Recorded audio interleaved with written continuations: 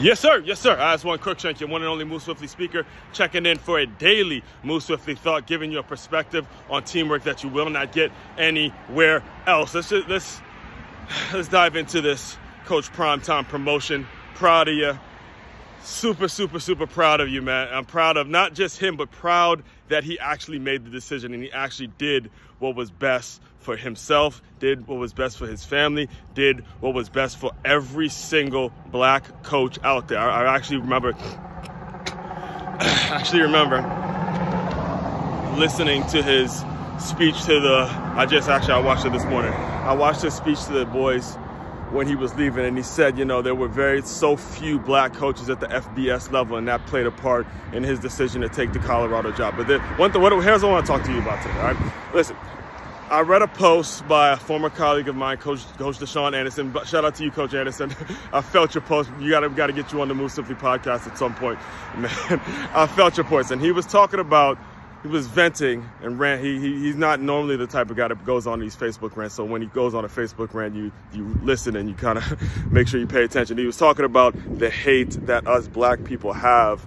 Some people, not us, not all of us, I'm telling you right now. But there are a few who hate Primetime for leaving JSU to go to Colorado when he talked all about, you know, HBCU this, HBCU that, and he was supposed to stay. And, you know, he made a very strong point. He made a very strong point in his post about how we as black folks hate when one of ours get a promotion. And he brought up I believe Nick Saban leaving Michigan State to LSU and the Lincoln Riley leaving Oklahoma to USC, all that stuff. We don't hear that when white coaches, you know, make a decision that's going to better themselves. But for some reason, the black community hates Primetime for leaving JSU to go to Colorado, which is a predominantly white school and things like that.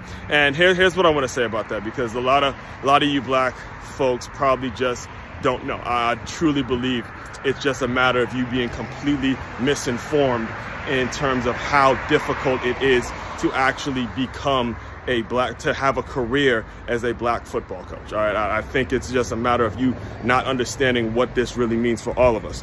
Primetime Coach Deion Sanders did it from grassroots level all the way to the pros. All right, he started something called Truth Academy, and I'll never forget this. When I was working with FBU, I was working for a company named Football University, FBU, out in Maryland. And I first met Freddie Brown, who, by the way, has been on the Move Swiftly podcast. His episode is titled Being a Football Parent, or Being a Sports Parent, Being a Football Dad, or something like that.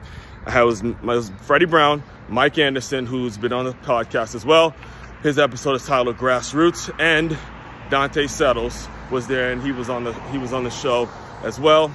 By the way, if you have not found the Move Swiftly podcast yet, if you have not followed and subscribed to the Move Swiftly podcast, make sure you find it ASAP. Come out 5 days a week. But anyway, so it's myself, Freddie Brown, Dante Settles, Jawan Banks, Mike Anderson, and the one I want to talk to you guys about is a cat named Keon Carpenter, the late Keon Carpenter, who had a youth program named Shutdown Academy. And Shutdown Academy was one of the partners with Truth Academy, and Keon Carpenter and Primetime Deion Sanders were partners, and they were, you know, of that mindset of, you know, building these things up from scratch, making sure that the youth had a solid organization to play for and things like that. And when you know, unfortunately, Keon is no longer with us. Keon Carpenter is no longer with us. He passed away. I believe there was some brain trauma or something like that. I don't know the reason for his, I don't know the cause of his death, but what I do know, it was his players. It was the team Shutdown Academy was kind of the nucleus in how St. Francis got started. St. Francis, which is I believe they're like the number one team. They've definitely been the number one team, the number one high school team in the entire country. All right. And when Primetime gets a promotion like he did, when he takes on an opportunity like that, all of us win. All of us as young black entrepreneurs who are also very passionate about football coaching and want to find the right situations. Primetime doing what he did, he made it possible for all of us to win. All right, it wasn't a matter of him, oh, I'm leaving this. I mean, listen, I'm 100% sure if it could be feasible enough, he probably would have stayed with the Truth Academy, something he started on his own, something that he was about.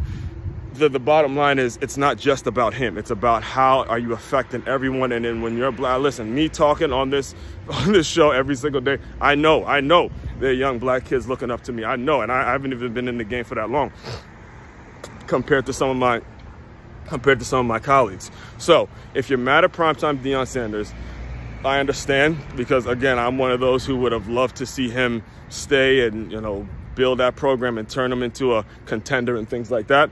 But the truth is, it's just not reality. It's not realistic. It's not realistic. And if you weren't supporting him when he was dealing with the kids and doing stuff with the kids and building this organization up, building his resume up from the grassroots level. I'm talking about, you know, knocking on doors, giving out, you know, trying to get people to show up to tryouts, all this kind of stuff.